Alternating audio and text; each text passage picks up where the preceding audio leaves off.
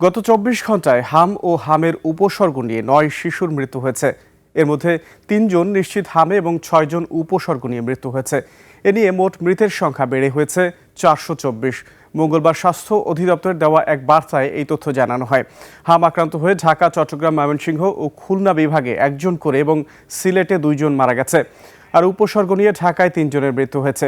২৪ ঘন্টায় ৮৭ নিশ্চিত সংক্রমণ শনাক্ত হয়েছে। এ পর্যন্ত নিশ্চিত হামে আক্রান্ত হয়েছেন ৭,০২৪ জন। স্বাস্থ্য অধিদপ্তরের তথ্য অনুযায়ী হামে নিশ্চিত মৃত্যুর সংখ্যা দাঁড়িয়েছে ৬৮ জনে। আর হামের উপসর্গ নিয়ে মারা গেছে ৩৫৬ জন। একই সময়ে ১,১০৫ শিশুর শরীরে হামের উপসর্গ পাওয়া গেছে। এতে মোট সন্দেহভাজন সংক্রমণের সংখ্যা দাঁড়িয়েছে ৫১,৫৬৭ জনে। দর্শক, হাম পরিস্থিতি জানাতে ময়মনসিংহ থেকে যুক্ত হচ্ছেন প্রতিনিধি এস এম জাহাঙ্গীর আলম। জাহাঙ্গীর, ময়মনসিংহে হাসপাতালগুলোর এখন কি অবস্থা দেখছেন?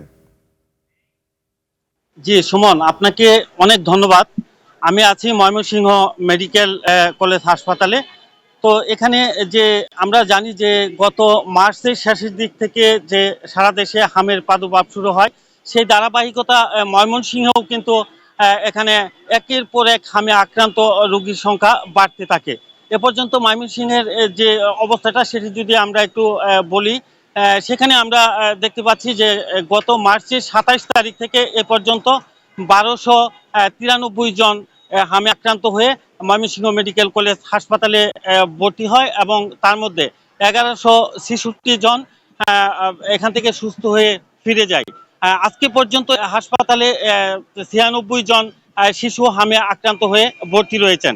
তবে সবচেয়ে মজার আর সবচেয়ে দুঃখের বিষয় হচ্ছে এটি যে আজকেও হামে আক্রান্ত হয়ে আরো ২ শিশু এই ময়মনসিংহ মেডিকেল কলেজ হাসপাতালে মারা গেছেন। তার মধ্যে একজন ময়মনসিংহ জেলার, অপরজন পার্শ্ববর্তী জামালপুর জেলার রয়েছে। তো আমরা যেমনটি লক্ষ্য করছি যে এবং চিকিৎসক যারা আছে তাদের সাথে কথা বলে যেমনটি জেনেছি, সময় মতো টিকা না দেওয়ার কারণে এই অঞ্চলের যে ছোঁয়াছুঁয়ি মারাত্মক ছোঁয়াছুঁয়ি রোগ এখানে ব্যাপকভাবে বৃদ্ধি পেয়েছে।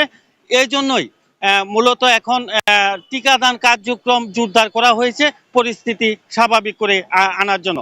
তো এই ছিল আমার কাছে ময়মনসিংহ মেডিকেল কলেজ হাসপাতালের থেকে হামের সর্বশেষ খবর। জাহাঙ্গীর, আপনাকে ধন্যবাদ।